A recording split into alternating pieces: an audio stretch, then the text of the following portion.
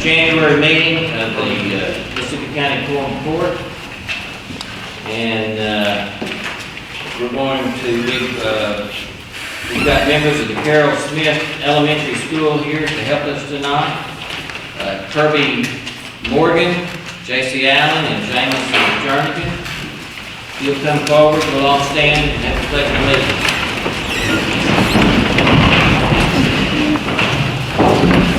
Come up, come up this way.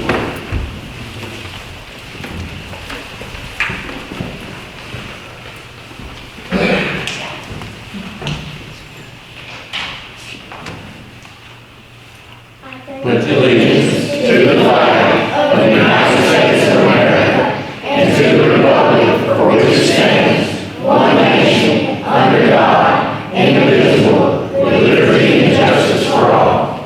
You'll remain standing, Pastor Tom Mullins, with good invitation. Okay.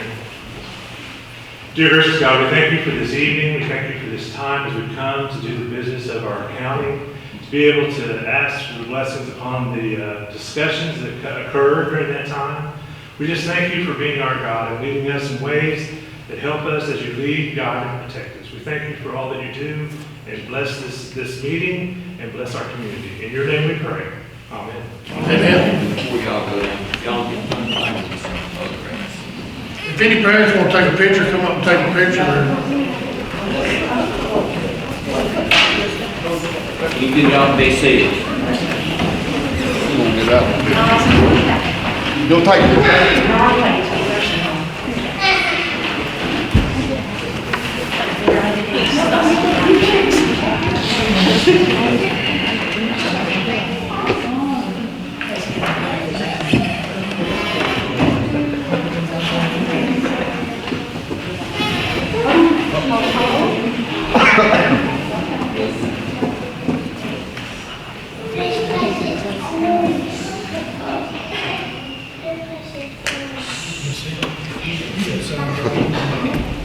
Thank you all for coming and helping.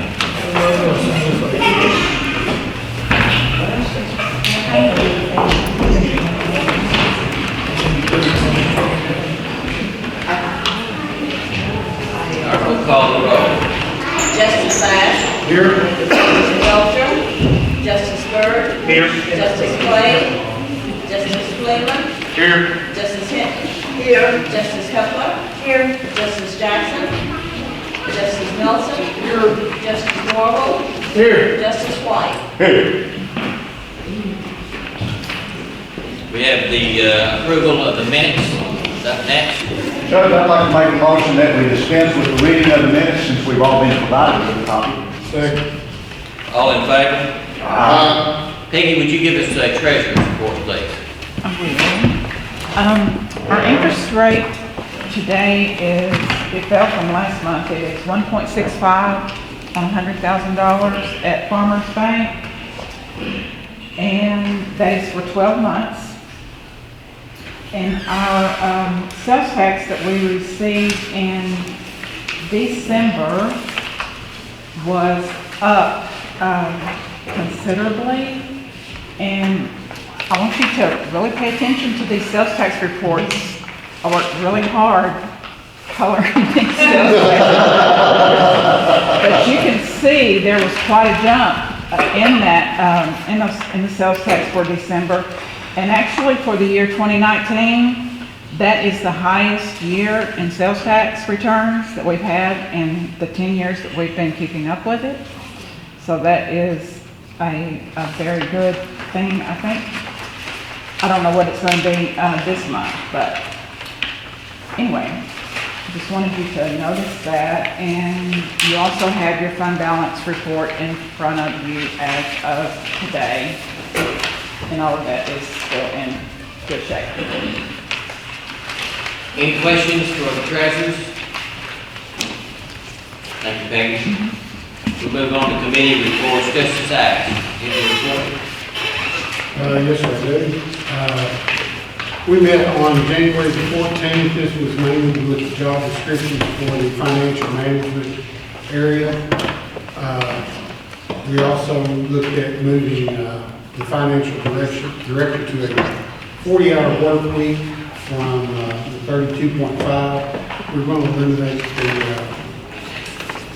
part-time person that was allocated and use those funds to pay her for the additional hours that she'll be working. We also aligned that we'll have new positions created in that we will have a payroll person, human resources and insurance person, and we'll have another person that will do accounts payable, inventory, and imaging. And we have job descriptions for those, all of those, and that will be reflected in the resolution that we have, as well as the ordinance realigning those positions in the salaries, which came out of finance. Any questions for Justice Sachs? Justice Nelson, do you have a report on the committee? Yes, sir. Thank you, Judge. The Planning and Development Committee did meet this month. Mr. Chitwood, who represents the Great River Economic Development, presented some projects to us for consider for funding. The first project he presented was a Nucor paint project for $675,000. That would be $18,000 incentive for employees hired in Mississippi County and $9,000 incentive for employees that are hired from the Boot Hill. And he presented that to us. We sent it to Finance, and Finance will present it to the full court for approval. The second thing Mr. Chipwood presented to us was a new website that was recommended by the TASO report. Our old website just wasn't up to par, and it's not what the young people are doing. And old folks like us can navigate around it, but we need to update it and get it where they can move around on it much better. So the new website will cost us about $51,000, and we're going to present that to the full court for funding. And the third project was the report also recommended that we hire an additional person for the economic development. That'll require an additional $150,000 to be added to their budget. They are going to advertise and find somebody that would qualify and move to the county and help them locate somebody to bring people into the county, to bring business here. With that, with your permission, Judge, Mr. Chipwood would like to address the court for a few minutes, if you don't mind. I'd like for you to call him up and let him speak to the court. I will, Justice Nelson, but we'll go ahead and we'll finish with the committee reports, and then we'll bring him if that works with you. Justice Nelson, do you have a committee report on insurance? Yes, sir. We did. After we labored through the insurance plan, which we thought was going to hang us as far as the amount of money that we were going to have to pay, we got through that nicely. And then we found out at the end of last year that President Trump passed a law allowing us to do the HRA again, or at least to participate in the HRA plan. And we approved that, and we want to bring it before the court to allow us to reimburse employees for their health insurance, for their supplemental health insurance plan. So that's also on the agenda tonight. And we had everyone on the insurance committee supported that. Any questions with Justice Nelson for either the Planning and Development or the Insurance Committee meeting? Justice White, you have a report on finance? Yes, sir. These guys have just about stole most of the thunder from my report. But we started out the meeting by looking over the 2019 end of the year figures with County General ending the 2019 financial year at 99% of the budget, county roads at 93. I won't go through all the funds, but the grand total for the entire county, all funds combined, we ended up at 73% of appropriated funds, which is a real good number. Then we went into the exact projects that Justice Nelson and Justice Ashton are talking about. You'll see 5 appropriation ordinances on our agenda tonight that are a result of pass-throughs from the various committees through the Finance Committee meeting. The Newport Paint Project is asking for $675,000 of job incentives that will be appropriated at $18,000 per job that lives in Mississippi County. I'll commend the Greta organization and Cliff Chitwood and his group for pushing for Mississippi County residents. $18,000 for county residents, $9,000 for Boot Hill residents. That would be up in the Steele, Kennett, Missouri area. And then other residents outside of Mississippi County or the Boot Hill receive no incentives. So that's a high push to get these people to live here in Mississippi County when we're using our economic development money. The TADSO study did show us that we needed to work on our website, county website. Cliff, maybe 20 years since it's been updated, something like that. It's been a long time. And you'll see an appropriation ordinance asking for $51,115 in appropriations to update and upkeep our county website. Then Mr. Cliffwood will be doing a presentation here according to our agenda in just a few minutes that he kind of presented to the Finance Committee, in which they would like to expand their personnel in the Economic Development Organization. It's currently pretty much taken care of by Cliff as president and Tamika Jenkins as vice president. But the study did show that we needed increased personnel. And the Greta organization, the individuals involved in that, recommended an external vice president and an internal vice president.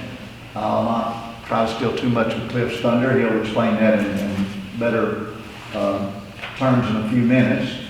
And you'll see an appropriation ordinance on that basis to be voted on later. Justice Nelson, in his meeting, also brought to us that there's been various projects through the years that we have funded, but either didn't use all the funding or never came to fruit. So we've got about $2.5 million that are appropriated for different various projects that just simply aren't going to be used. And so at their recommendation, that money is being put back into the Economic Development Fund for reappropriation to new projects. We'll see a resolution from the Personnel Committee that came before the court, in which the Finance Department is redoing their job descriptions. And in those job descriptions, they're redoing their hours. Rick touched on it a little bit ago. The Finance Director, her hours will be increased to 40 hours a week. It's not a raise, but it is an increase in hours, which means an increase in hourly pay, and we had to adjust the salary for that.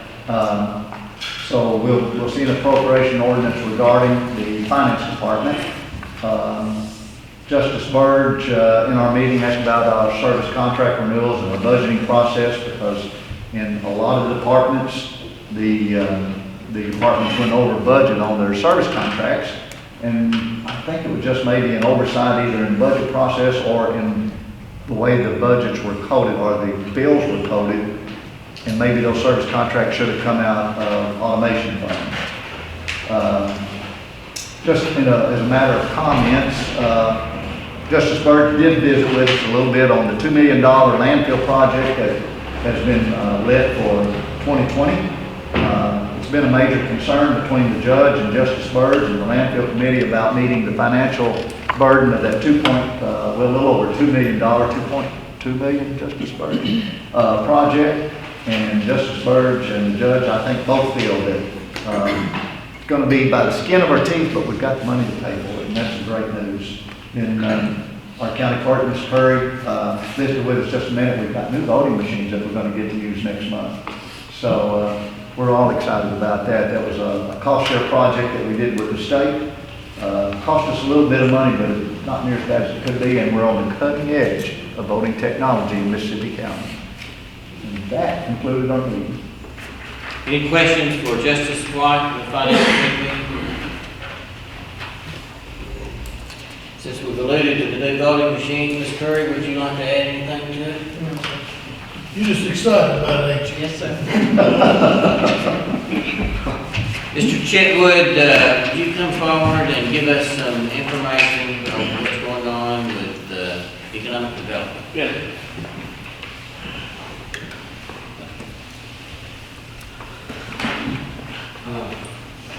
So how did we get here today where Gregory was asking y'all to make the decision that we put before you?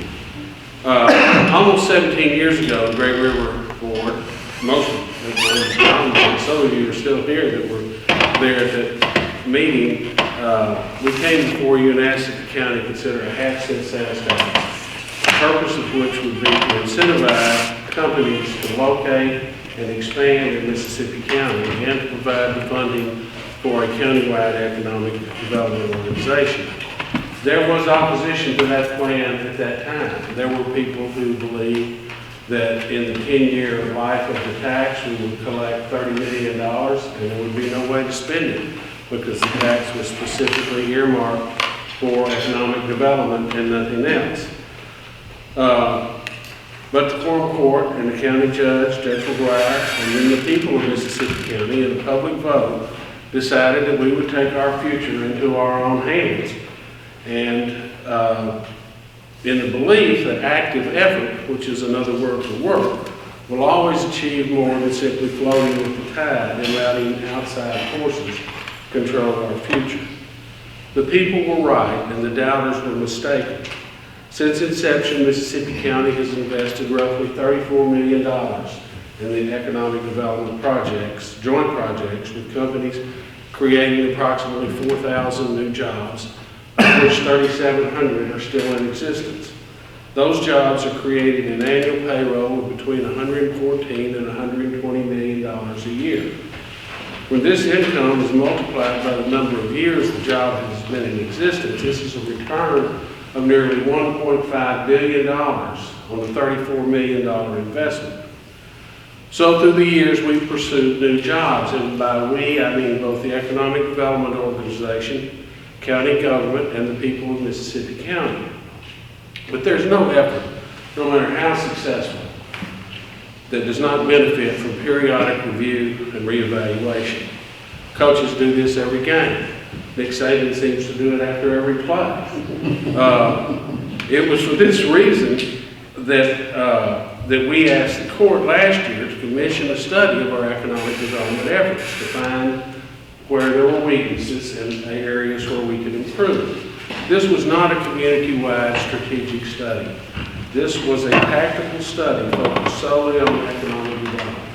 Over 130 local citizens participated, and we received the valuable input of the Tadzo Company, a leader in economic development thought. There were multiple suggestions, recommended changes, and additions. Many of the needed applications will be carried out by Arkansas Northeastern College, which supports the absolute finest job training delivery system in the South and one of the best in the nation. But some of the areas fall directly under the auspices of Mississippi County economic development. Those areas primarily are business development and economic development marketing.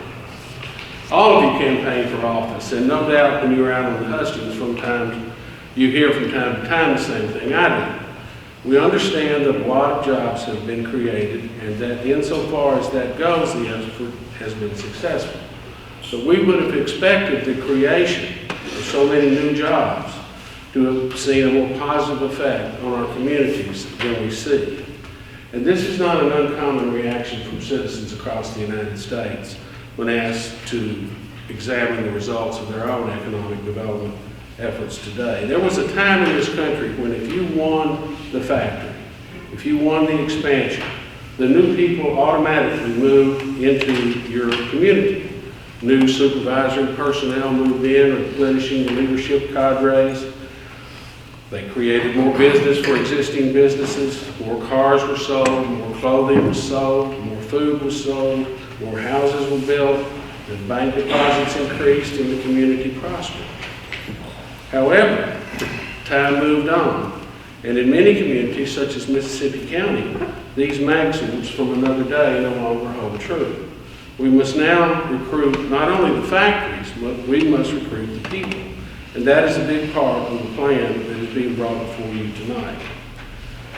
Some years ago, the Quorum Court made a decision in which I wholeheartedly agreed, and we just heard that in the motion that will be made on the new core incentive, that we only incentivize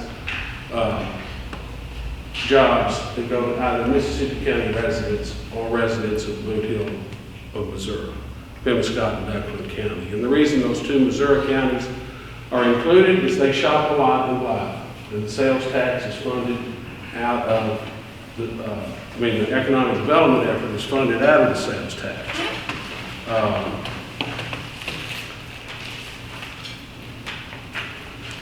But with that change, the amount of incentives that we are committing is starting to decline every year. And this may not be an entirely bad thing, as the savings in invested economic development may well prove more of a tonic to our local economy than simply ever greater incentives. We can expand our economic development effort by offering a broader range of services which will, in the course of time, be beneficial to the economic viability of Mississippi County. Tonight, we are asking the Quorum Court to fund the operations of Mississippi County Economic Development by an additional $150,000 a year in order that we might make a new hire who would begin to offer several cutting-edge services, many of the most advanced economic development organizations in the South are now offering, and to fund $51,000 for the development of the new website. The new hire would carry the title of Vice President of External Affairs, and their primary job responsibilities would be these. And these are, I got back from a colloquium recently of Southern economic developers, and there were about 60 of us there from all over the South. And the things I'm about to describe are something that almost all of these communities, which are from great big cities to communities like ours and smaller, but all the communities that are serious about economic development and are having this problem of attraction of people are committed to many of these same initiatives that I'm about to describe. First of all, this person would meet on a regular basis with all of the HR managers, human relations managers in the county to build up strong enough relationships so that we would be in a position to ask them this. When you're about to move someone, transfer someone into Mississippi County, we would like to know that the day after they know it, so that we can go and visit with them, talk to the person, mainly talk to the family, because wives decide where people live. Men will pretty much live wherever they're told, in my experience. And we need to tout the advantages of living in Mississippi County. At the present time, by the time we know there's a new manager coming in to anywhere, American Greetings, Nucor, Daenerys, they've already generally bought a house in Jonesboro or Dyersburg or Marion. Thus, we lose the very real benefits of having these well-paid people living among us. We need to have an opportunity to go and visit these families before they move here. We can invite them down, let them meet people of their own age group. We can give them a serious tour of our school systems. Sure, we have some districts that are struggling, but many of our districts have better school scores than Dyersburg or Jonesboro or Marion, and they never hear that until it's too late. Next, this vice president will take over the responsibility of running a small business and entrepreneurship program, which would include working with small businesses and manufacturers to start up, locate, and grow in Mississippi County. And this is a big job. It requires a lot of outreach. The duties would include such things as on-site counseling to help with business plans, marketing, financial plans, and other business advice, assist with small business administration loans, provide technical support for computer software operations, assist with website development and help initiate contacts for strategic partnerships as well as financial partnerships. There is no better or more proven way to increase local wealth than to support the startup of small business by all means necessary. Tupelo, Mississippi does a wonderful job of this, and the judge and I actually went down and visited their operation. I met the guy that owned the Dodge stores. He lives in Tupelo. They helped him get started. There's a defense contractor down there that started off in their small business incubator, which was just a little space with a table. And today he employs about 350 people and does over $500 million with the Defense Department making drones. That's an enormous, and obviously that's an enormous increase in personal wealth. So while we cannot incentivize small businesses outside of manufacturing, we can offer them services that many communities are finding invaluable in recreating their small business plans. Those two duties alone would be more than enough to keep a person busy, but we're going to ask for more. We need help in creating new maps for our marketable sites in Mississippi County. Mapping technology has left us behind in the last few years, and we have not had the funding nor the time and expertise to keep abreast of the rapid advancement in this field. This person would also manage the new website. The websites are becoming, well, everyone knows how important websites are. They're the whole thing. They're the whole marketing deal. Amazon sells almost as much stuff as Walmart and only has 5 or 6 stores in the United States. A website, a comprehensive economic development website today has literally everything on it. It has all of your sites, both certified and non-certified. It has a description of your incentives. One of the things I would really like to have on our website is a channel where we can actually interview people who work in Mississippi County. And I don't mean management, although we will interview some management people, but I would like our people to see their friends and neighbors working in the plants that their support for economic development have helped bring to Mississippi County. And it should also have such basic information as how do you apply for a job at Nucor, at Big River Steel, at Tenaris, or American Greetings, or Atlas, or any of our other employers. It should give information on how you apply to enter into the many training programs at Arkansas Northeastern College. The college website does this, but labor markets in the United States have hardly ever been as tight as they are right now. And it behooves all of us, and it is all of our best interest to do everything we can to bring all of our people who have an interest in a job into an educational and training program that will result in a job. The balance of the $150,000 we are requesting after paying the new hire will be to equalize the salary of Ms. Tamika Jenkins, who is presently operating as the internal vice president for Mississippi County Economic Development, and who I promise you has been underpaid for several years given the level of professional stature and education she has attained. Her duties include support of small business attraction with the preparation and submission of requests for information from AEDC and site selectors. This was one of the primary reasons Mississippi County Economic Development was formed. I mean, 22 years ago, we found out that Osceola and Bible, the chambers were not sending in the request for information. And so we were simply being left out. And I'm not blaming the chamber directors of that time. It's almost just a function of a small chamber that if the frog jumping contest is on Saturday and you get a request for information on Friday, which is more important? If you mess up the frog jumping contest, they're going to fire you on Monday morning. If you don't send in that RFI, nobody will ever know. And if it hadn't been for one dedicated employee at AEDC, we never would have known. But Tamika does an excellent job on that, and this work, and it is work, represents days, weeks, and months of highly detailed effort every year. Also, she organizes the submissions for certified sites.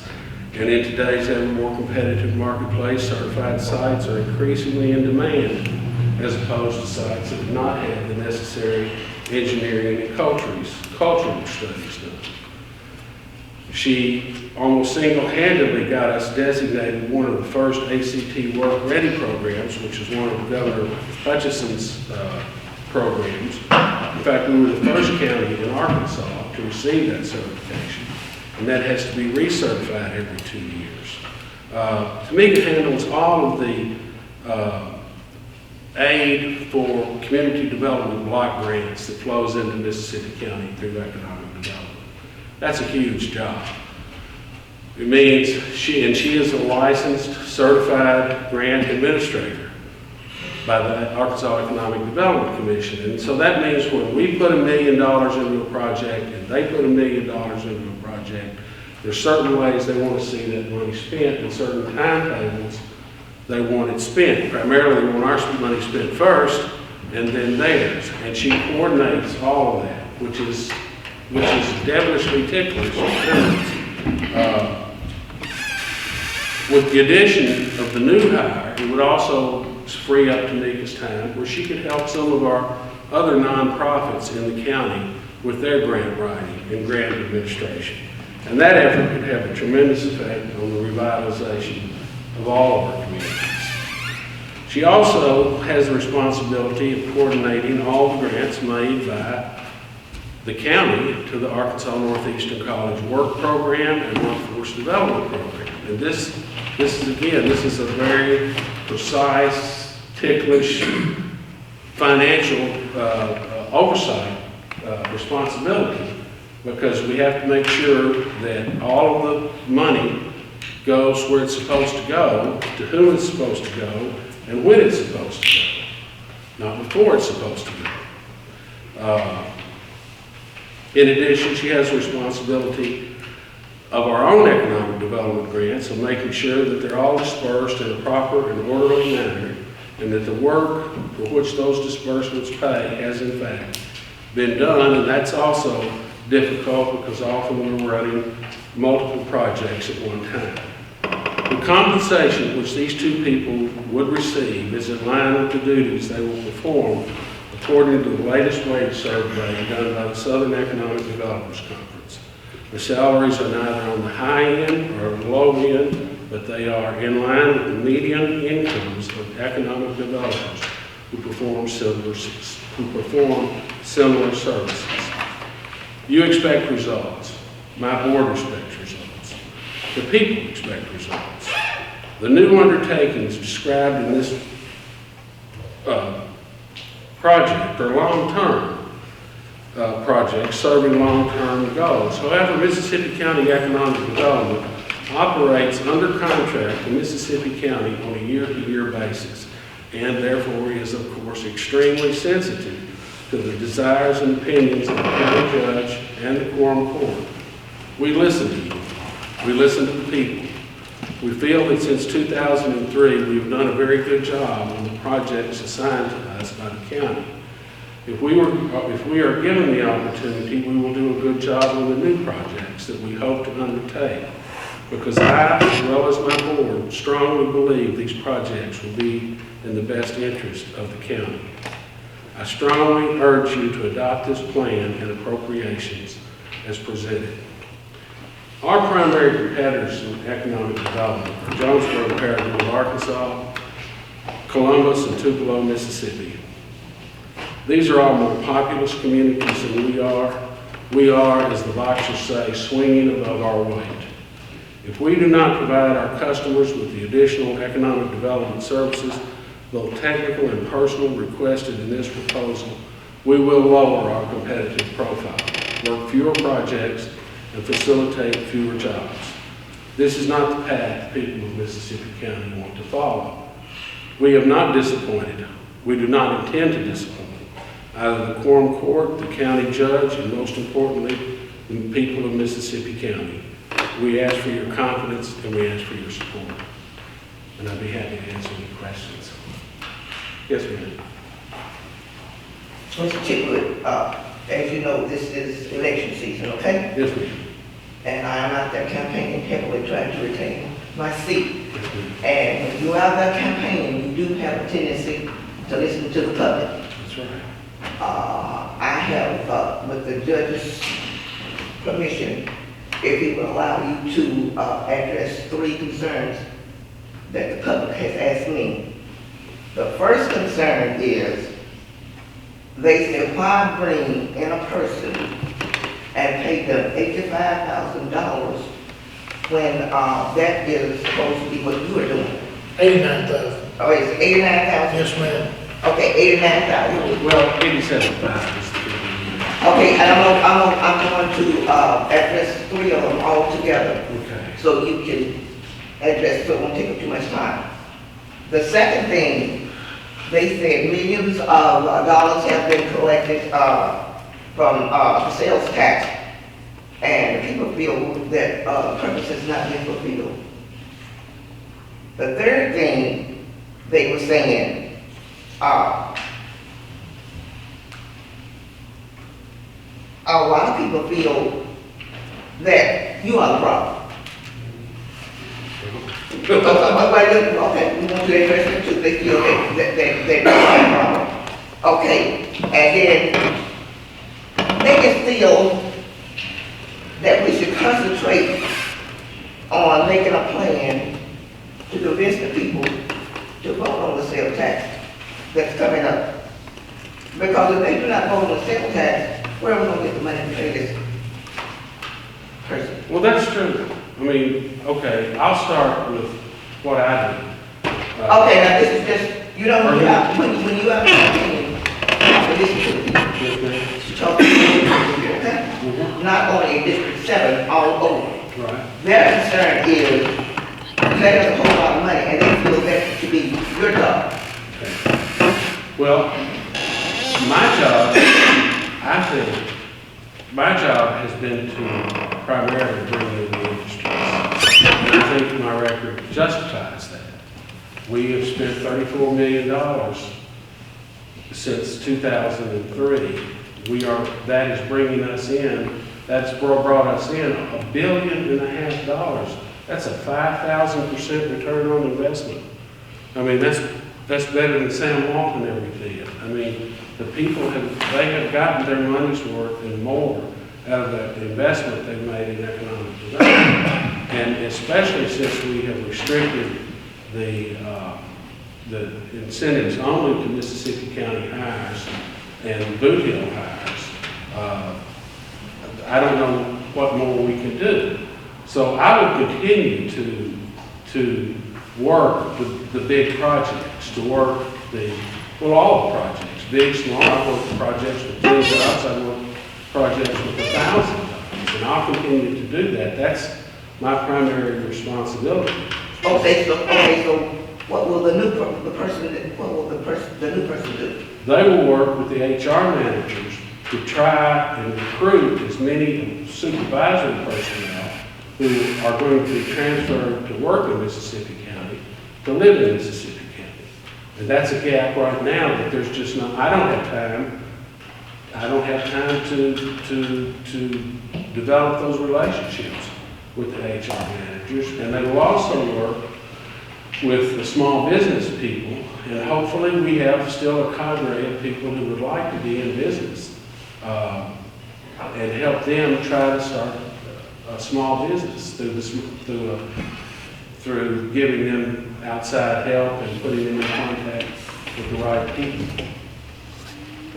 And let's see, I may have forgotten. Okay, and then the other one was the millions of dollars of sales tax that has been collected. They don't feel that it has been not used properly, but it has not fulfilled what it was supposed to be used for. Well, that's right, and I don't disagree with that. That's why we are asking for this new person, because if you had told me 17 years ago that you will do your part in helping create a payroll that's worth $1.5 billion, I would say, well, Mississippi County will be safe. You know, everything we'll have car dealerships again, downtown in Osceola and downtown Blytheville will be flourishing. But we did that, we created the jobs, we created the payrolls, but the people didn't come. And I think it didn't happen all at once, it crept up on us. I mean, it was bit by bit. Some of these companies started to realize and decide that they didn't have to tell their people they needed to live in Mississippi County. Now with these new incentives, and that's one reason that we are saving money on that end, although it's the savings I really wish we weren't making, because we're simply not going to incentivize somebody who doesn't have their people live here. But I've started a series of conversations with the judge and with our major employers to ask them to seriously consider reinvesting in our community. Because if they don't, there's going to come a time when they're going to look back and say, we should have. Things will disintegrate. I mean, people will, if you don't maintain, we all know this, if you don't maintain a middle class voting majority, then things start to head downhill. People that don't have jobs, they look at things entirely different than people who do have jobs. That's true. And therefore, that effort has to continue. And I intend to be upfront and spend a lot of time on that. And hopefully the new person in between doing the website, working with small businesses to help get them off the ground, and working with the HR managers to get them to give us just a chance, just to find a chance to talk to people that are coming here and living with us. I mean, we have a lot of different communities you can live in and be happy. And I think if we have someone working on that full time, we'll see results. Well, if the sales tax is not paid, that's going to put a strain, that $7,000 going to put a strain on somebody's budget. Well, I mean, obviously, if the people don't believe in sales tax, if they don't believe in continuing the effort, then we are in trouble. I mean, I would feel obligated to resign at that point if people don't. I mean, and then we can see our future without the tax. We can, all you have to do is drive to Helena or Mariana, and you can see what would happen to Wild and Osceola. Those two communities, they had a sales tax in Helena, but they largely misused it. I think they spent it on they built a huge port, and they bought 5,000 acres of the finest ground this side of the valley now. And the Economic Development Commission became a fight between the large generous down there to get control of that land, rather than use it the way we have, which is to incentivize people to come here and expand here. So I think the Quorum Court has done a very good job of oversighting me. I think my board does a very good job of making sure that we stay on track. I think that when we go forward to ask the people to renew the tax, there's every logical reason that they should. I mean, we have delivered what we promised. I just want to say a few things, real quick, folks. I'm not interrupting you, am I? No. Okay, thank you. Look, I think you've done a great job. I think the board's done a great job. But I'm just going to go ahead and point out, I'm going to vote no on this. I'm going to tell you right now. And one reason I cannot justify giving somebody a $30,000 a year raise, I cannot justify to the taxpayers in Mississippi County hiring somebody at $87,500 or whatever without advertising the job. We do not have to guarantee somebody a salary to come to work. They cannot negotiate their salary.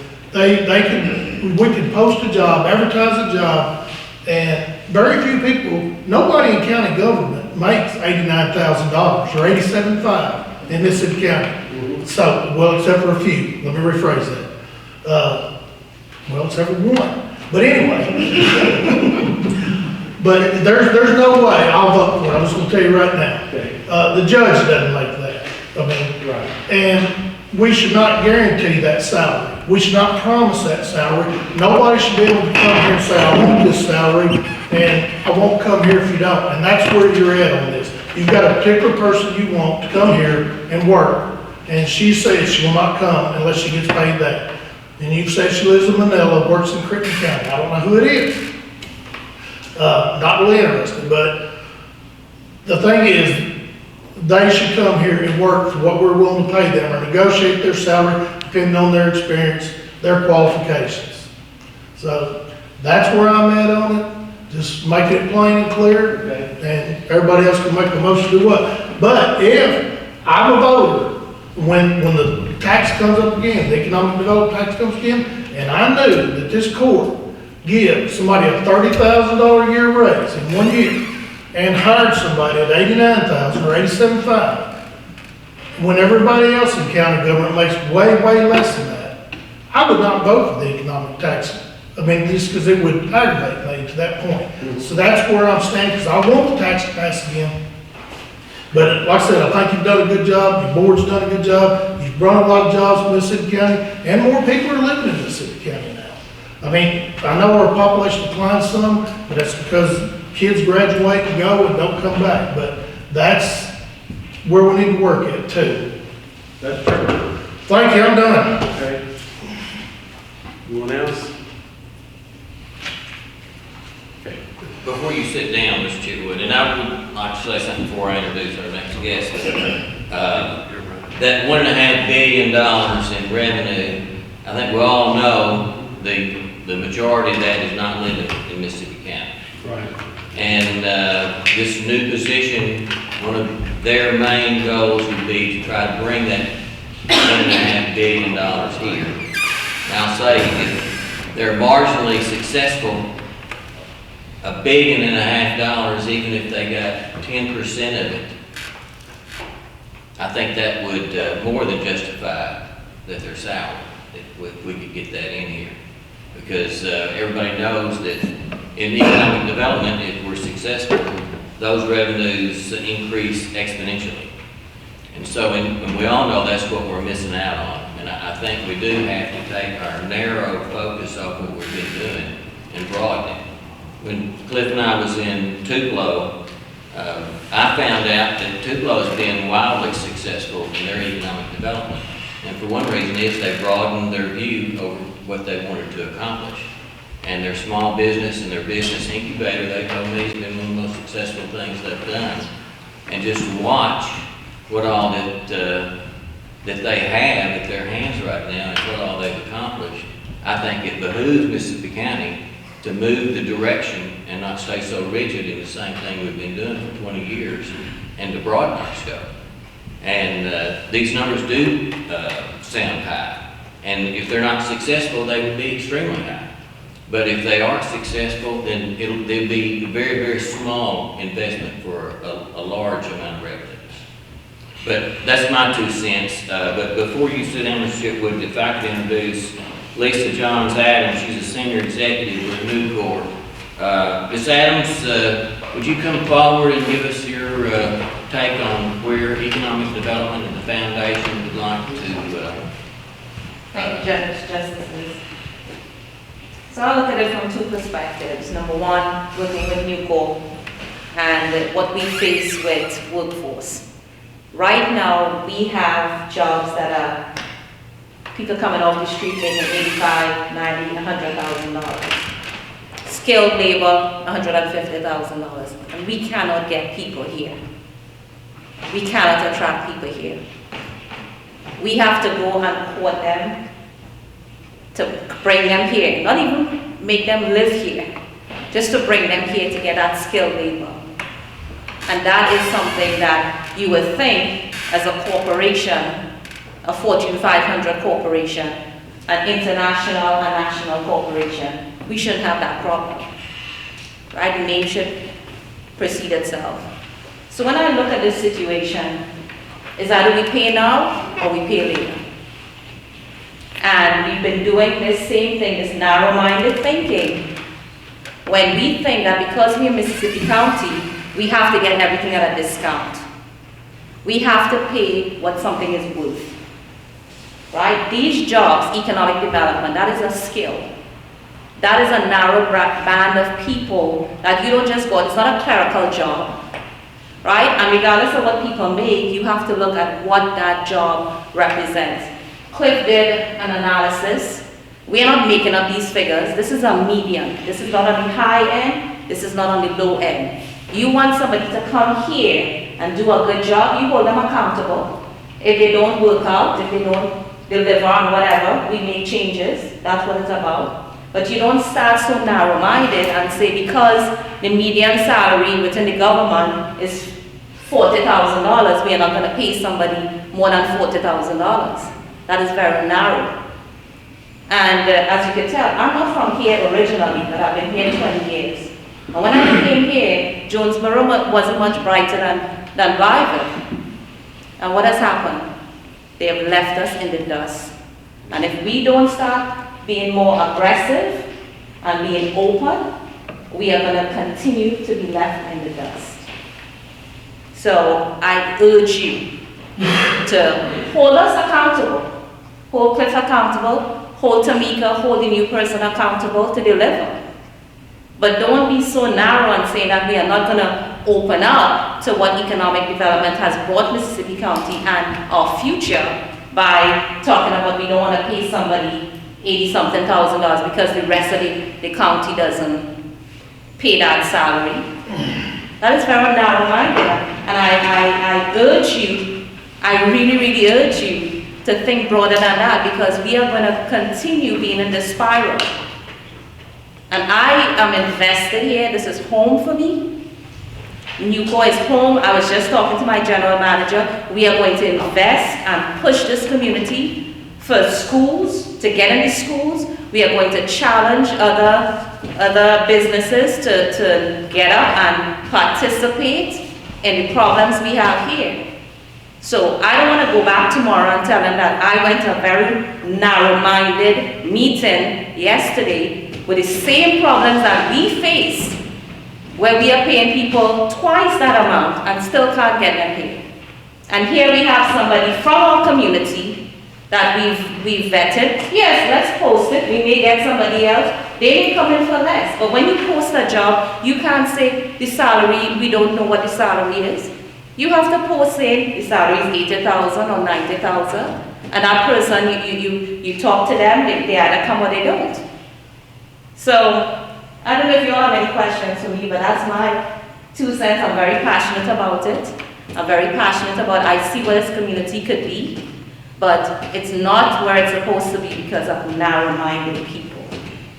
First of all, I just want to say one thing, I'm not narrow-minded. Yes, you are. No, I'm open to a lot of suggestions, and you do not post a job and guarantee a salary. Most people post a job, you post a job and you have a salary range.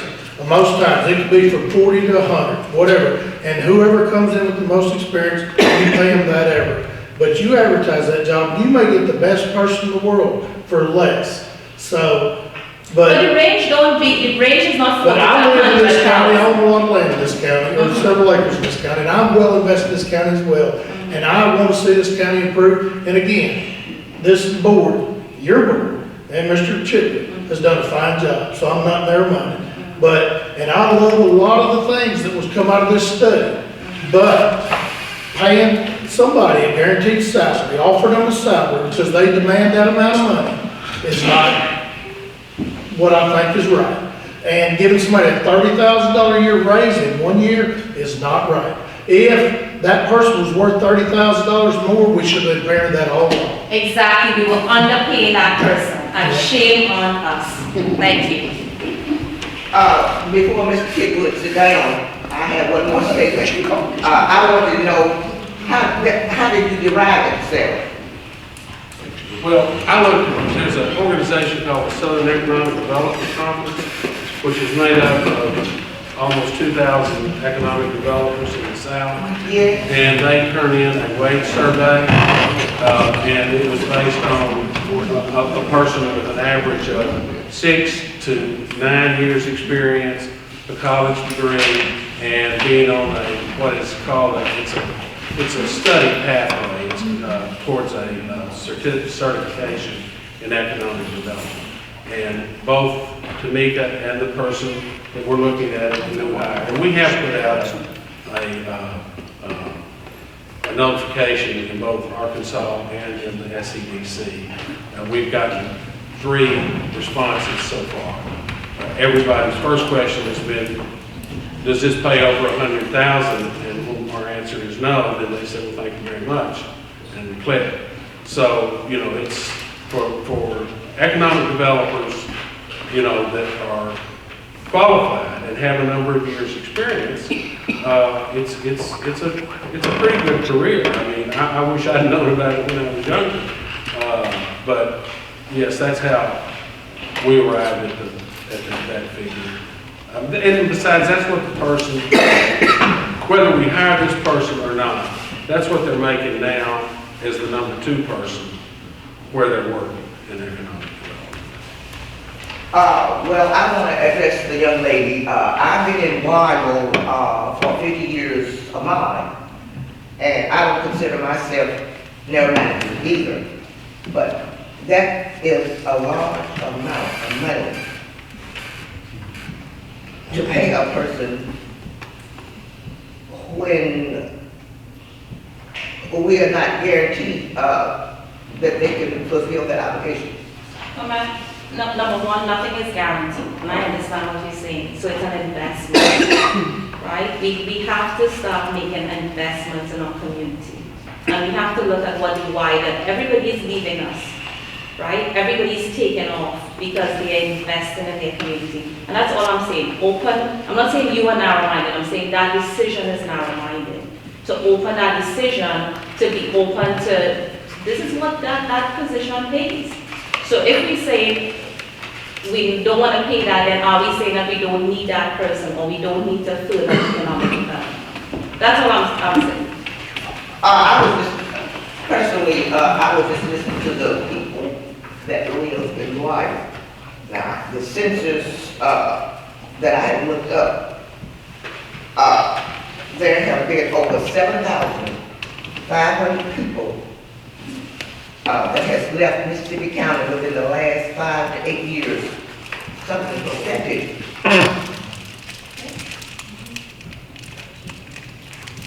I think that's what we're trying to stop here tonight. Exactly.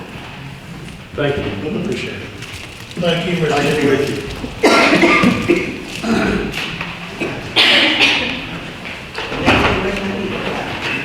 Any more comments or questions over the discussion? You know, if I wanted a skilled person like a surgeon to work on me, I wouldn't go look for the cheapest one. No, and everything I've read, the upcoming census is going to show that we have declined, which is just as Cynthia said, and I think we should broaden our scope and look to our future and try to make those changes that would bring about our increase in population. We've got 2 highly educated, very successful people here with the foundation that has brought the jobs here, and now we need to broaden our scope and finish it out. And even though those numbers look high, $30,000, they pale in comparison with $1.5 billion that we've got left on the table right now that we need to fix. But if that's all the discussion, we'll move forward. We have Catherine Calloway here. She's the Deputy Prosecuting Attorney with our DTF organization. There's been made changes in that group, and Ms. Calloway, if you will give us a rundown. Okay, so yes, as the judge said, thank you, Judge, for having me tonight. And I just kind of wanted to touch on what was just spoken about because it does tie into what I'm here about. And I think Mr. Chitwood, is that correct? Okay, we're with names. Mr. Chitwood can agree that with economic development, you have to look at your crime stats. And so that goes hand in hand in Mississippi County. And I'm not from Mississippi County, I'm from Craighead County. I live in Jonesboro, and so Jonesboro has seen a large increase in population, but we've also seen a large increase in crime. And so I encourage the Quorum Court and the Economic Development team to speak with your constituents, and if they're not happy with how a tax was passed and how that tax money was used and you're asking for renewal, you better get something in order, because the citizens of Jonesboro just voted down another tax because they didn't agree with how the city had spent the tax money before.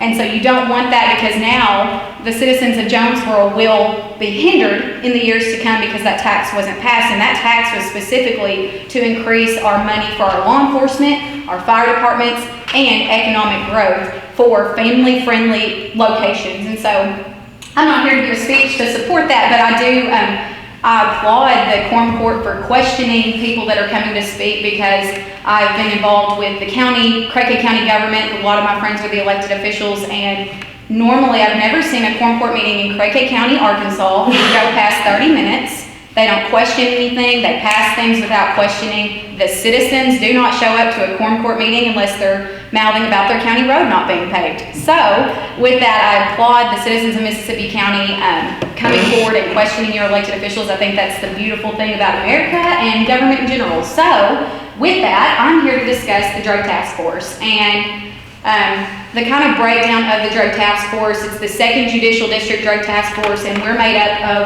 5 of the 6 counties in the 2nd Judicial District: Craighead County, Mississippi, Clay, Poinsett, and Greene County. And so I specifically am a full-time deputy prosecuting attorney. My main office is in Jonesboro. That's where the hub is. And I do the felony criminal drug cases and anything attached to those in Mississippi and Clay County. And then starting this year, I guess I'm a glutton for punishment, I took on Greene County as well. So I do all 3 felony criminal dockets, and then I do the civil forfeitures, which is when we seize guns, vehicles, and money from the drug dealers in your communities, and we pump those back into your police departments. And I do that in Poinsett, Greene, Clay, and Mississippi County. I've worked as a full-time prosecutor for DTF for 3 years, and prior to that, I worked 2 years in DTF before I finished law school. So I've grown to love Mississippi County. I come to the Osceola Music Festival, the Wilson Crawfish Festival, the county fair. You have excellent people here. I love coming to Mississippi County. My sister, we live in Jonesboro. My sister graduated pharmacy school, and she is now the new pharmacist in Wilson, Arkansas. So we put back in here where, we love Mississippi County, even though we're not from here, so we consider ourselves transplants of Mississippi County. So with that, the DTF makeup, we have been funded by grant money through the federal government, and then our forfeiture monies. I work the forfeiture cases. We keep 25% of the money that we seize, and 75% of that money dumps directly back into your police departments. Blythe Police Department, Manila Police Department, Wilson Police Department, Mississippi County Sheriff's Office. And then it also funds our hub office in Mississippi County. So we don't just have our main Jonesboro office, we have a hub office in Mississippi County. It's made up of 2 full-time Blythe police officers, 2 full-time Osceola police officers, and 3 Mississippi County Sheriff's deputies. Within those, we've also, I'm pointing at Rob so he can correct me if I get the numbers wrong. Within those, we also, several of them have federal jurisdiction, which is a perk for you as citizens of this county. The Sheriff's Office has a full-time, ATF, tobacco and firearms federal agent who's also a DTF. And then 2 of our guys, one from Blythe, one from Osceola, are FBI TFOs. And so with that brings in federal money to assist in operations.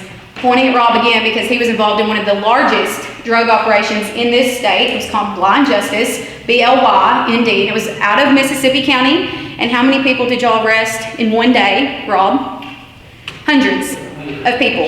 And it was over a year-long operation. They had hundreds of law enforcement officers from across the state, FBI, DEA, ATF here, and they came into Mississippi County and arrested over 100 drug traffickers in Mississippi County. Now, Jim Harris is he's a good friend of mine, but he will say he hates the Drug Task Force because we ruined his criminal practice for drug dealers. So, that's part for us. But what I'm here for is as a prosecutor, the DTF office is made up of prosecuting attorneys. We have 3 full-time prosecutors, and then our support staff, our assistants, our clerical work. Now, my clerical work does not make $89,000, but let me tell you, she'd be worth every penny if she did. So she answers phone calls for me and talks to officers when it probably is better that I'm not talking to them because I'm mad at them. But she gets case files together. She preps it. She comes to court with me when we go to Blythe, when we go to Osceola, anywhere like that. She's prepping the cases. She talks with the officers. She gets their stuff together, makes sure their stuff's getting to the crime lab, all of those things. So, for the last 30 years, DTF has been around. This year, 2020, will celebrate 30 years. We have been fully funded off of grant money and forfeitures. You can't bank, you can't budget off of forfeiture money. It's like banking on your tax predictions, what your income tax is gonna bring in, what your sales tax is gonna bring in, because it fluctuates. Do we seize $200,000 in a year, or do we seize 20,000? We don't know how much we're gonna seize from dealers, so we can't bank on that. So we've banked on our forfeiture money to pay their salaries. Well, that comes from the drug director's office in Little Rock. They have since told us in March that they will no longer pay for civilian employees with that money. We can keep the money, we're not getting any more money, but we can't pay for our salaries. So, the other DPAs and I have had to go to the counties and say, this is what we got. Now, my drug docket, my felony drug docket, covers, I have more than 50% of the docket, the felony criminal docket in Mississippi County. I cover Blytheville and I cover Osceola. And I file more felony cases than Catherine Dean does in Osceola and Gina Knight and Curtis Walker do in Blytheville. So your drug docket is bigger than your violent offenses, your theft offenses, any other felony offense that's not a drug docket. And currently, the Quorum Court, Mississippi County, has a 6-figure budget that pays for those 2 offices, funds their support staff. And it's the same makeup in Craighead County. Craighead County has a 6-figure budget and they fund their prosecuting attorney's office. None of the money from the Mississippi County prosecuting attorney line item in your budget or in our other counties that we do DTF work in is given to DTF. So for 30 years, Mississippi County has reaped the benefits of things that we pay for out of our DTF office. So when we seize 25% and we keep it, we pay for vehicles for our DTF officers, we pay for cell phones because they are on call, we pay mileage, we pay for their training when they go to Little Rock and do trainings, we have paid for firearms for them, we've paid for badges, anything like that. Body armor, gear, anything like that. We have funded that through the DTF. We get grants, we help those officers, which comes back to your community. So, I know, going in a circle, I'm coming to say my support staff person will no longer be funded as of March 2020. They're not gonna pay it, they're not gonna do it.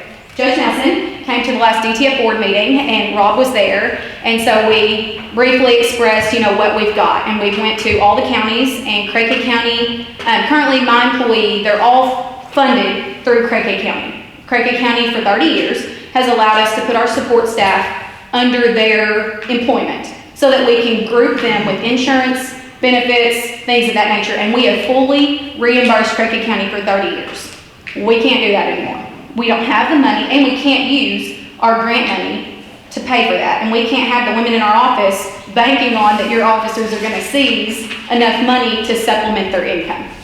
So, my Brittany, my assistant, her husband is an Arkansas State Trooper. He is assigned to Mississippi in Poinsett County. She is a mother of 2 children, and so she's great. She's worked with us for 4 years. She was here right before I got back and took my position. And so what Judge Nelson and I have come up with is an agreement that we are hoping the Quorum Court will agree to. And so I've broken down Brittany's salary, benefits, and insurance. Craighead County has agreed to keep them on their benefits and insurance so that it won't change time that she's accrued, her retirement, anything like that. She won't have to be unemployed through Craighead County and then reemployed. So we're not asking you to approve a new employee. What we're asking is Mississippi County to assist us in paying for her salary. And so Judge Nelson and I spoke with Ross Thompson with the Blytheville Police Department last time, and he said, absolutely, we'll help. And what I'm here to tell the Quorum Court is, traditionally, the prosecuting attorney's office budgeting a prosecuting attorney's office is the function and role of county government. It's not cities, county. We are the county prosecuting attorney's office. But Ross Thompson went to his budget, his police department budget, and he had a line item that he could agree to pay 1/3 of Brittany's salary, and so he has agreed to that. And so graciously, and we're appreciative of that.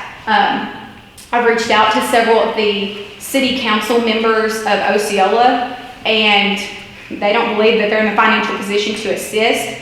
But what the city of Osceola does provide for our DTF office is they do provide the building that DTF is in currently, and they do pay all the utilities in that building. And so, looking at what we would have to rent a building for and pay utilities, it is more than a third. And so what I'm asking the Quorum Court to do is to pay for the remaining 2/3 of Brittany's salary. So it's roughly with salary, benefits, insurance, and I put a little asterisk by it in the email to Judge Nelson because it does go into cost of living raises. And so I don't want to lock you in on $45,000 and then she get a 2% raise next year and we have to eat that. But it's roughly $47,000. So the county, if my math is correct, roughly, as I've jotted it down, the county would pay roughly $33,000. And the Blytheville Police Department, City of Blytheville, would pay the remainder of that. And then the city of Osceola would agree to continue with the location and the maintenance and utilities of that building. So we're not asking for a budget. Currently, your prosecuting attorney's office, it budgets their support staff, it pays for their paper, it pays for their copies and their ink and their utilities and everything of that nature. We're not asking for a budget. We will make do with what we have, but I do need my support staff because if it's, as we've said all tonight, it's an investment, and if we choose not to fund her position, the cases are not going away. The cases are increasing. Sheriff Cook has expanded his street crimes unit, which works everyday drug cases, and they are keeping me busier than ever. And so for that, I am appreciative. It is job security for me. But with that, Brittany is working as much as she can, and that's where I'm at. So another thing I did say, I covered 3 counties. Greene County, since we have taken them on, they are going to fund a position, and Clay County financially is not in a position because Clay County is one of those counties where the entire population of people work here at Nucor and Big River Steel, and they drive an hour and a half from Clay County, Arkansas to work here. So all the businesses are there, and so they are financially unable to assist. Sheriff Franks at Greene County has agreed that he doesn't care to fund a position for the DTF office, and that person can also do Clay County work without Clay County having to contribute, because I do see a lot of the same defendants in both counties. So that's what I'm coming to ask for. I'm here to answer questions as far as the structure of DTF. If you want to know how we use our money or what we use our money for, I think that covers it. I tried to give a history, background, and DTF 101 lesson. Did I miss anything, Judge? I believe that's it. This is, we've had some changes in the last 2 weeks to this idea, this proposal.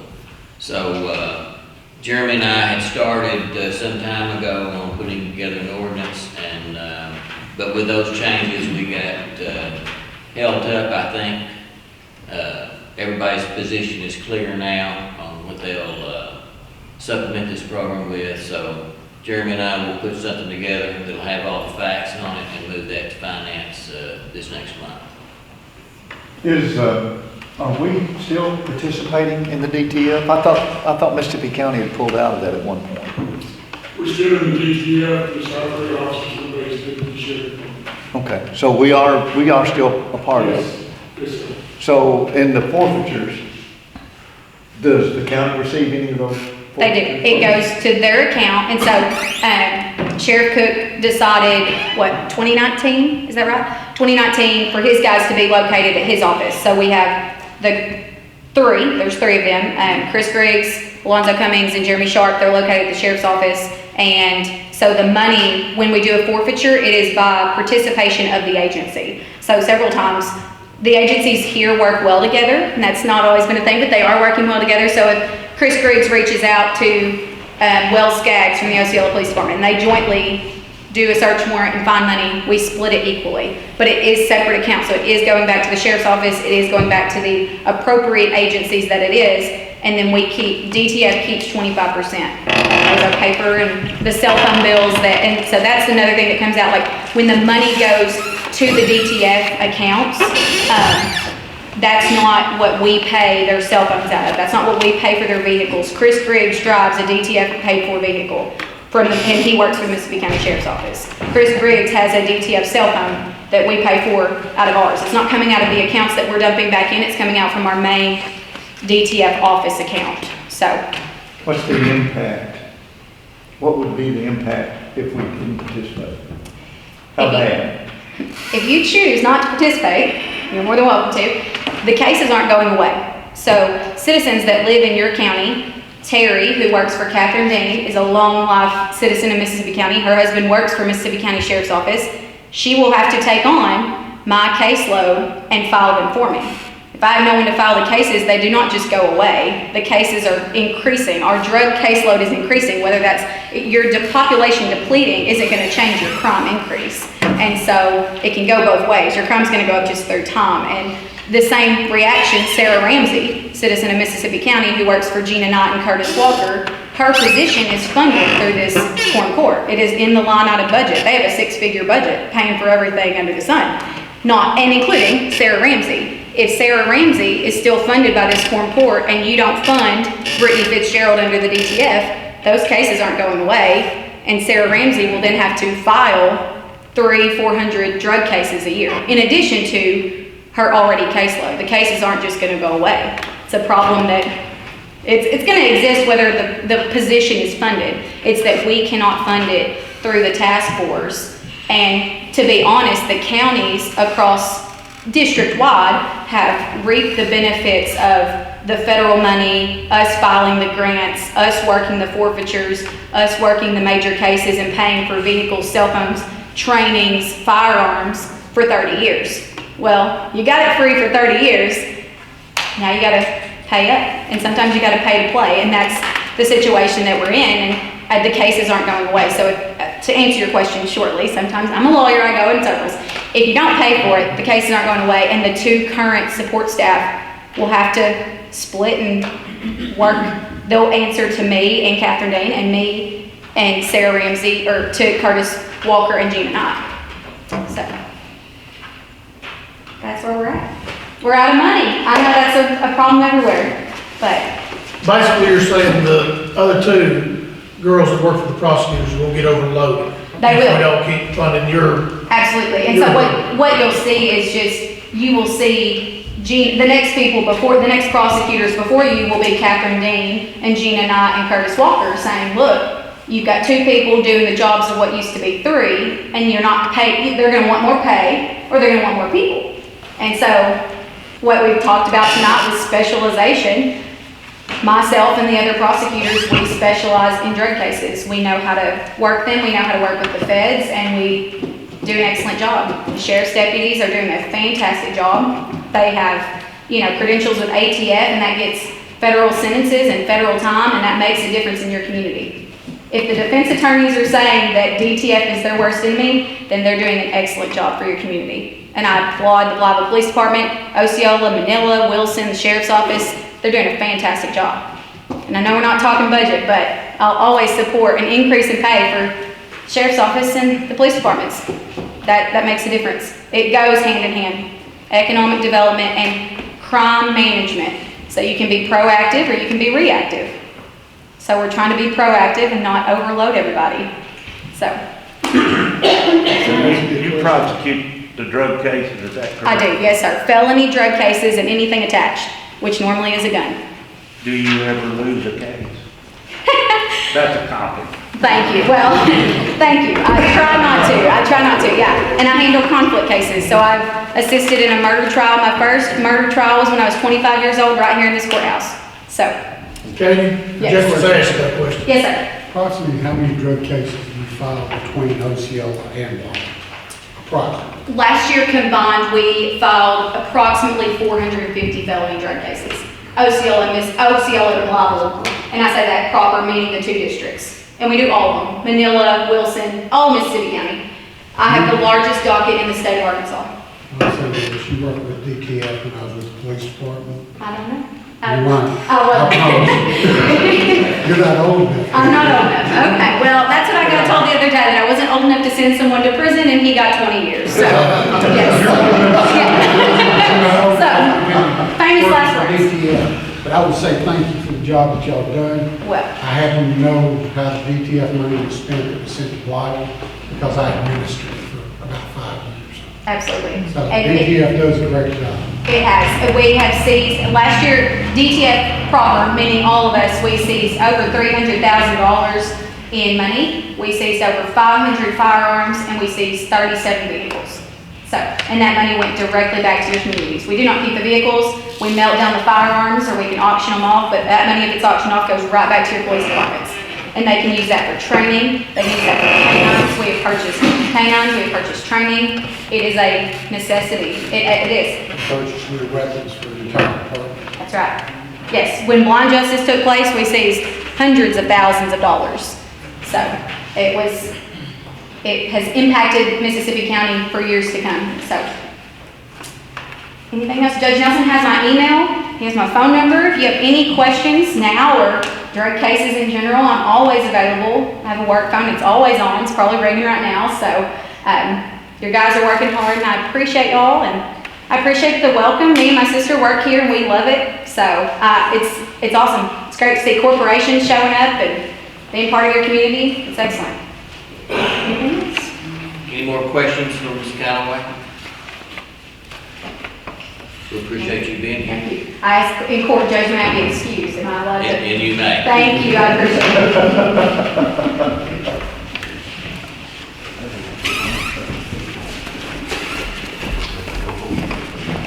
We'll move on to the rest of our new business. We have up next a resolution. Resolution number R 2020-1. A resolution setting forth the current employment positions and job descriptions for the Mississippi County, Arkansas Financial Management Office and for other purposes. Whereas the Mississippi County Quorum Court has eliminated a position from the Mississippi County, Arkansas Financial Management Office, whereas the Mississippi County Quorum Court has increased the annual hours of the Mississippi County Finance Director, whereas the Quorum Court wishes to set forth a description of each employment position in the Mississippi County Financial Management Office as they currently exist, including a general job description and essential duties and responsibilities of each position, and whereas the Personnel Committee has approved and recommends said action. Now therefore be it resolved by the Quorum Court of Mississippi County, Arkansas, that 1, that the current employment positions in the Mississippi County, Arkansas Financial Management Office are as follows. A, Comptroller, Finance Director. B, Payroll, Human Services. C, Insurance Coordinator. D, Accounts Payable Coordinator. 2, that the job descriptions of each employment position, including the essential duties and responsibilities of each position, is set forth in the attached Exhibit A. Judge, this is a resolution that came out of the Personnel Committee. We're basically realigning the financial management as we discussed with Peggy Met and the Finance Director to give them better, hopefully a better alignment of duties in the office. Hope to make them more efficient in their efforts. And I'd like to make a motion. Start to a second. Justice Nelson. Is there discussion? No discussion, we'll call the roll. Justice Ash. Yes. Justice Byrd. Yes. Justice Clay. Justice Gleeman. Yes. Justice Hinton. Yes. Justice Hupler. Yes. Justice Nelson. Yes. Justice Norval. Yes. Justice White. Yes. Now pass resolution R 2020-1. We'll move on to the appropriation ordinance. Appropriation ordinance number O 2020-1. An ordinance authorizing modifying appropriations for the development and maintenance of the Mississippi County, Arkansas Internet website and for other purposes. Whereas it has been recommended by Taxflow Consulting that the Mississippi County, Arkansas Internet website be updated through certain development and maintenance procedures for the purpose of furthering economic development. Whereas the Quorum Court of Mississippi County, Arkansas has reviewed the needed funding and has approved same, and whereas the Finance Committee has approved and recommends this funding and appropriation. Now therefore be it enacted by the Quorum Court of Mississippi County, Arkansas, that the following appropriations modifications are hereby made for the 2020 budget. Slot number, account number 3414.0129.3003 for website development and maintenance in the amount of $51,115. 2, all appropriations previously authorized, approved, and made as to all other offices, departments, and agencies of county government, and all other funds not hereinabove changed are to remain as previously appropriated. Detailed provisions of said appropriations are reflected in the schedule of specific items listed by account numbers within the category for each office and filed in the office of the county court clerk. 3, this ordinance being an appropriation ordinance shall be in full force and effect immediately from and after its passage and approval by the county judge. Move for adoption. Second. So moving to second, is there discussion? Judge, I don't remember what money we paid Taz though, but you know, this goes along with what Cliff was talking about a while ago. We paid a lot of money to have a study done. We had input from like 130 citizens, is that correct? And everyone was asked to put down several ideas about how to move this county forward. And what Cliff has discussed with us tonight and what this is doing, you know, it sounds $51,000 sounds like a lot of money to me to develop a website. It's just the price of doing business. And this is, you know, if we're going to move forward, we need to move forward full force. If we're happy with our population decline, if that's where it's leading, then we need to, I guess step back. I don't know, but I'm for it. Any other discussion? We'll call the roll. Justice Ash? Yes. Justice Byrd? Yes. Justice Freeman? Yes. Justice Hinton? Yes. Justice Hepler? Yes. Justice Nelson? Yes. Justice Norval? Yes. Justice White? Yes. Now passed appropriation ordinance number 2020-1. We'll move on to the next appropriation ordinance. Appropriation ordinance number O-2020-2. An ordinance authorizing modifying appropriations for the funding of a certain economic development project and for other purposes. Whereas the following economic development project is in need of funding from Mississippi County, Arkansas, Newport Paint Project Commitment. Whereas the Quorum Court of Mississippi County, Arkansas has reviewed the needed funding and has approved same, and whereas the Finance Committee has approved and recommends this funding and appropriation. Now therefore be it enacted by the Quorum Court of Mississippi County, Arkansas, that 1, the following appropriations modifications are hereby made for the 2020 budget. Account number 3414.0161.3999 for Newport Paint Project commitment in the amount of $675,000. 2, all appropriations previously authorized, approved, and made as to all other offices, departments, and agencies of county government, and all other funds not hereinabove changed are to remain as previously appropriated. Detailed provisions of said appropriations are reflected in the schedule of specific items listed by account numbers within the category for each office and filed in the office of the county court clerk. 3, this ordinance being an appropriation ordinance shall be in full force and effect immediately from and after its passage and approval by the county judge. Move for adoption. Second. Is there discussion? Justice, second. Is there discussion? With no discussion, we'll call the roll. Justice Ash? Yes. Justice Byrd? Yes. Justice Freeman? Yes. Justice Hinton? Yes. Justice Hepler? Yes. Justice Nelson? Yes. Justice Norval? Yes. Justice White? Yes. Now passed appropriation ordinance number O-2020-2. Reading the next appropriation ordinance. Appropriation ordinance number O-2020-3. An ordinance authorizing and modifying appropriations for the operation of Mississippi County government, including the elimination of a part-time employment position and increase in salary for the finance director position and for other purposes. Whereas one part-time employment position has been eliminated from the Mississippi County, Arkansas Financial Management Office, whereas there has been an increase in an annual hours for the finance director of Mississippi County, Arkansas, necessitating an increase in annual salary and related expenses.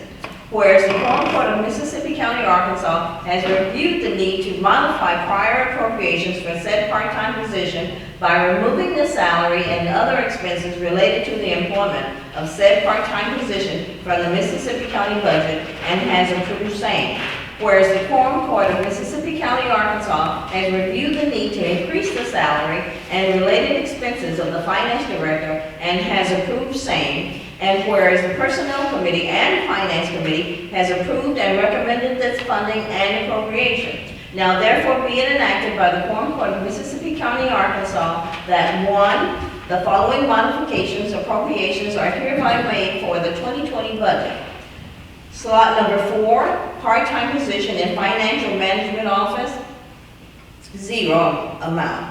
Account number 1000.0113.1002 for part-time salary in the amount of $12,675.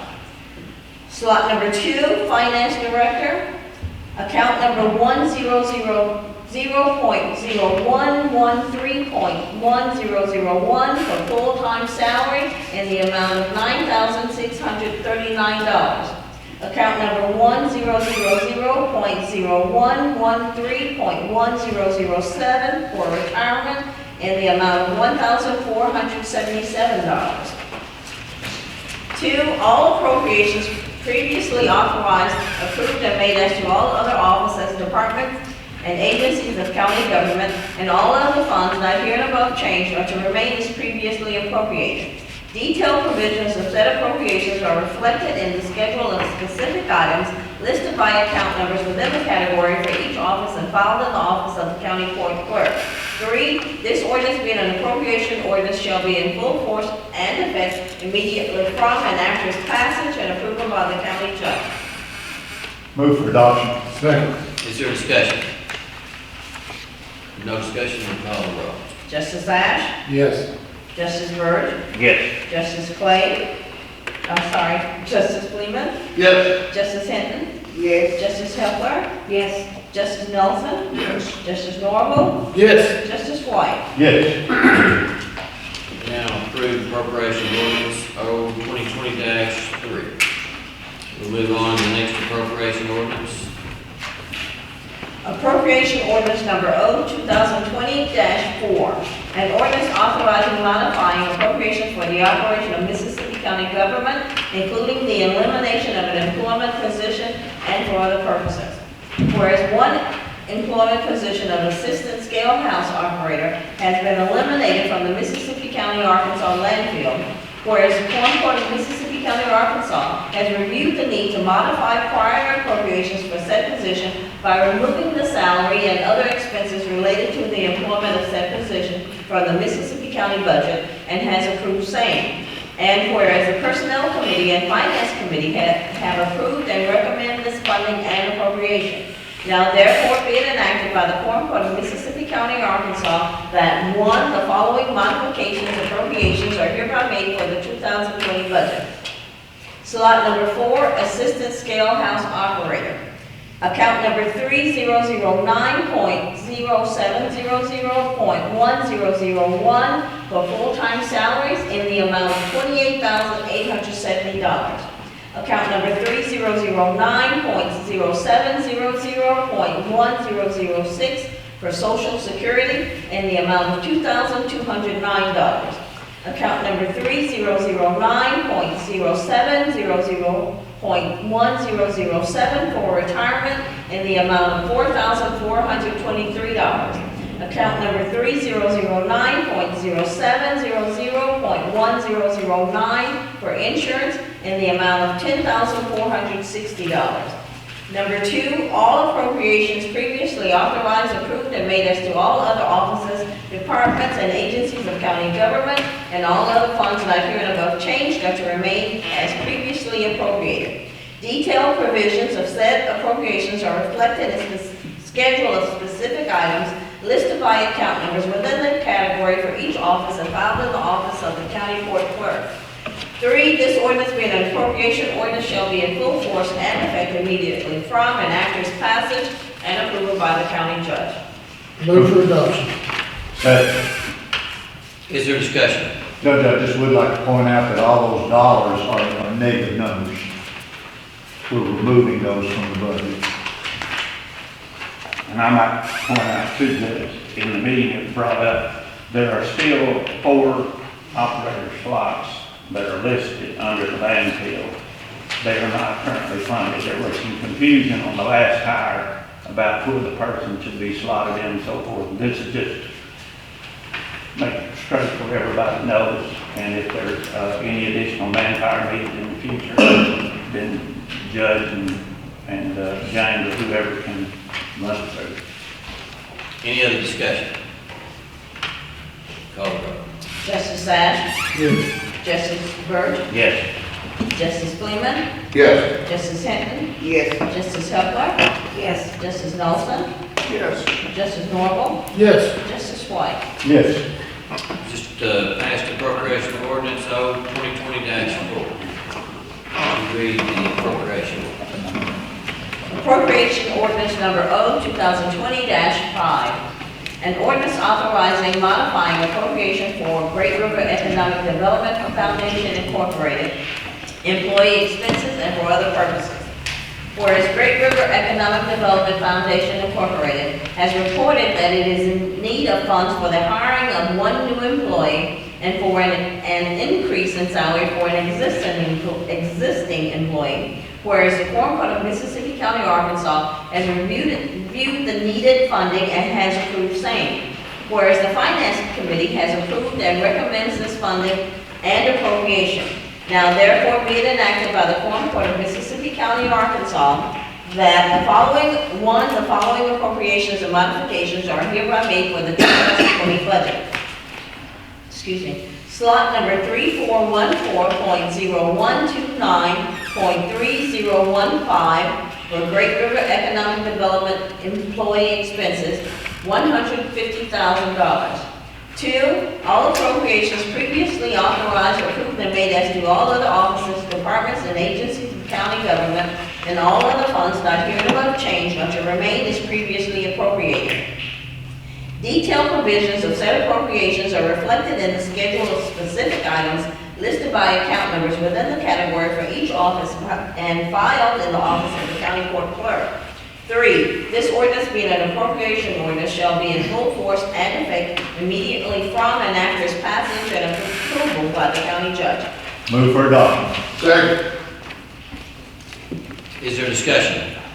Judge, I personally would really like to see this court give this a chance for success. A vote tonight of no is shut down from the get-go. If it doesn't work, if we try for a year and it doesn't work, we can back up their appropriation. We can take it back out of their contract. But I think we have to give it a chance to give Mississippi County a chance. I know all the court members, we're all, this has been quite a thoughtful process on this. It's a lot of money. I know a lot of people are going to question it. There's no doubt about it. But a little bit of the past history, if the court recalls, about 3 years ago, at the encouragement of the Quorum Court, the Economic Development Committee was reorganized. It was expanded. Some additional people came on board, some outstanding people as far as community leaders and so forth. And they pretty thoroughly vet most of Cliff's recommendations. And they have given us their unanimous support. And I trust their judgment. We have created 4,000 jobs in the last 20 years, and we have lost population. And I think everyone recognizes that what we have been doing in the past is not completely successful. it has been successful in the aspect of where would we be without it. But at the same time, I think it's time that we're gonna have to step out and try something a little different. That's what we're trying to do.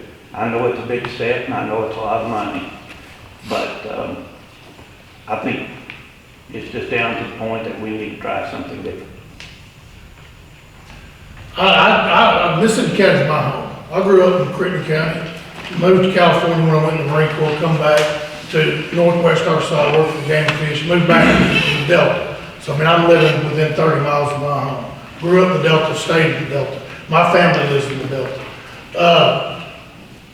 I think we need to do a lot of different things, but I just can't throw my heart and hands around this. We just got to look at this differently, maybe make a different approach at it, but I have never in my life heard of giving one person a $30,000 a year raise, and I'm not gonna vote for doing that tonight.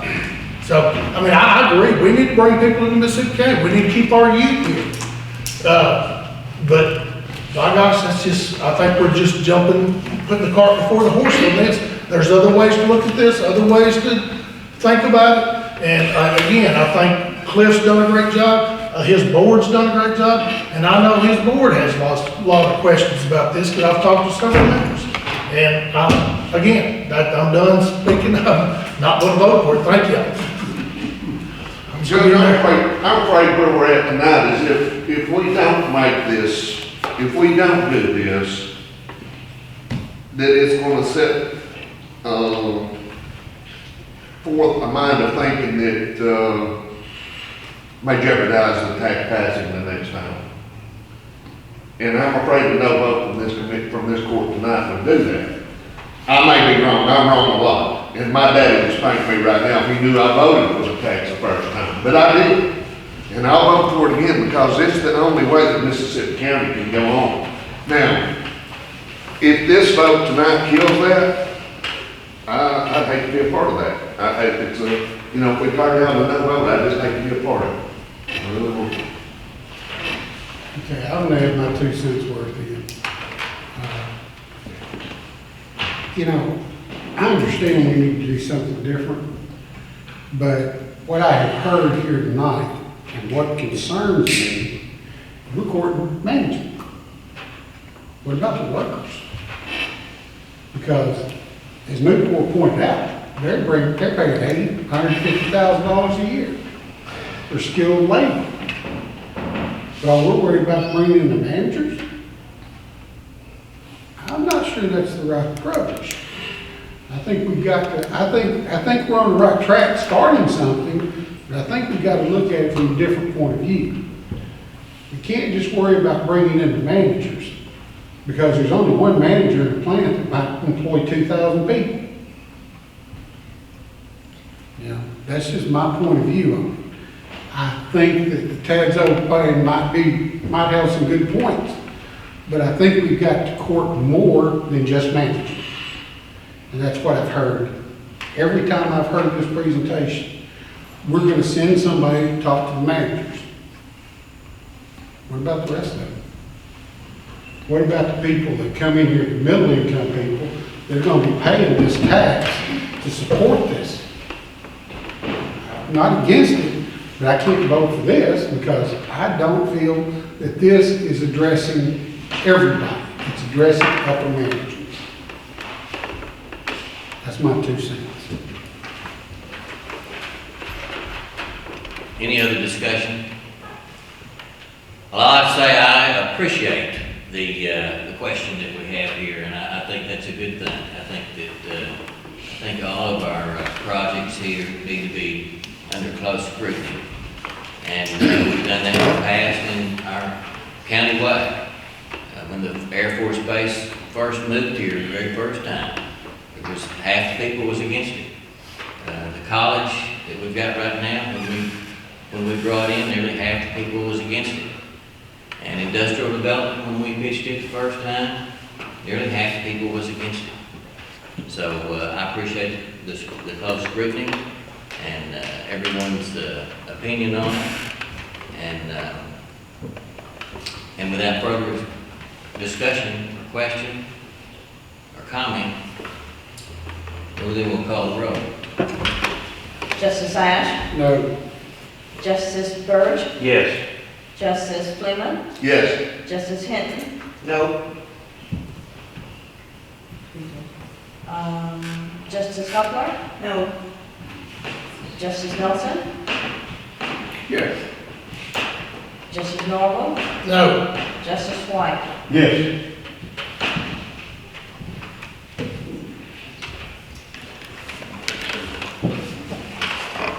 I believe we voted 4-4.